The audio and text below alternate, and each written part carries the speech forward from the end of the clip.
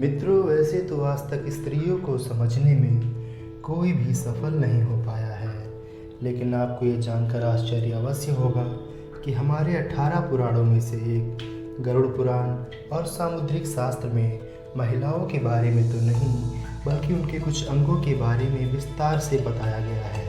यहाँ हमें 5 ऐसे अंगों की जानकारी मिलती है जो यदि बड़े हों तो वो स्त्री अपने पति और परिवार दोनों के लिए भाग्यशाली साबित होती है।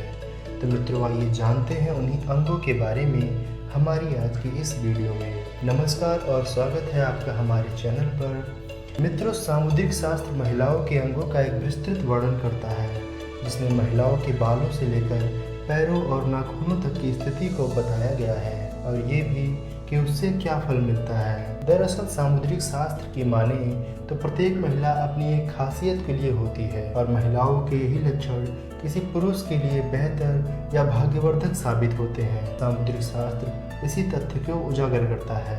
तो चलिए अब बात करते हैं उन अंगों की, जिसमें से पहला है लंबे और घने बाल। मित्रों, यह तो सभी जानते हैं, इस तरह के लंबे और रेशमी बाल उसके सौंदर्य का प्रतीक होते हैं। यहाँ तक कि शास्त्रों में भी लंबे बालों वाली महिलाओं को पद्मिनी की उपाधि दी गई है, अर्थात ऐसी महिला उच्च कोटि की होती है और इन्हें पति के लिए अतिरिक्त भाग्यशाली माना जाता है। और मित्रों, इसका एक सचित्र उदाहरण भगवती देवी है, जिन्हें आप किसी भी क्षेत्र या फिर प्रतिमा में लंबे बालों के साथ ही पाएंगे।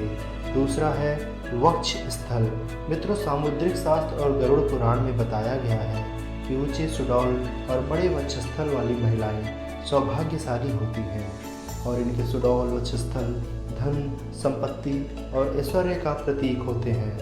आपने अगर ध्यान दिया हो तो सभी प्राचीन देवी प्रतिमाओं या फिर शिल्प कलाओं में बड़े स्तनों का सौभाग्य के रूप में प्रस्तुत किया गया है। शास्त्रों की माने तो ऐसी महिलाएं पति के लिए एक तरह से तारनहार होती हैं, जो उनके सारे दुखों को हर लेती हैं, और उनका संतान भी अपेक्षाकृत ज़्यादा बेहतर और सफल होते हैं। मित्रों, तीसरा है लंबी गर्दन। मित्रों, सामुद्रिक शास्त्र की माने तो लंबी गर्दन वाली महिलाओं को मंगलकारी माना गया है, और बताया गया है कि लंबी गर्दन वाली महिलाएं शालीन होती हैं, उनके पास वैभव की कोई भी कमी नहीं होती।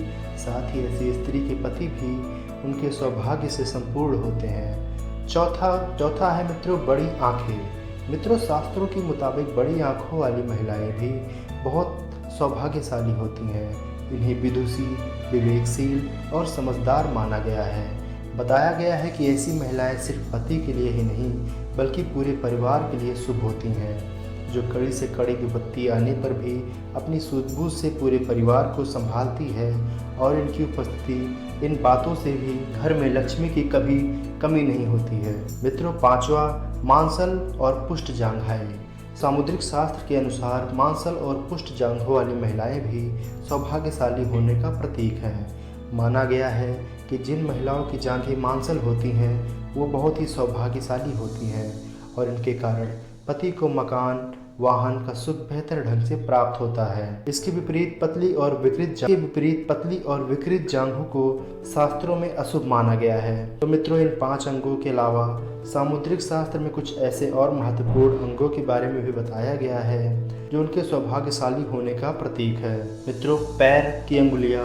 सामुद्रिक शास्त्र में महिलाओं के हाथों और पैरों के आकार को विशेष महत्व दिया गया है, जो कहता है सामान्य आकार के चिकने पैर वाली महिलाएं एक तरह से लक्ष्मी का स्वरूप भी होती हैं।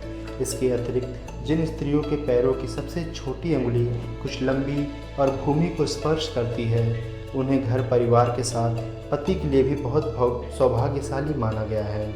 इसी तरह हाथों की मध्यम आकार की उंगलियों और चिकने हाथों वाली महिलाओं को भी भाग्यशाली माना गया है।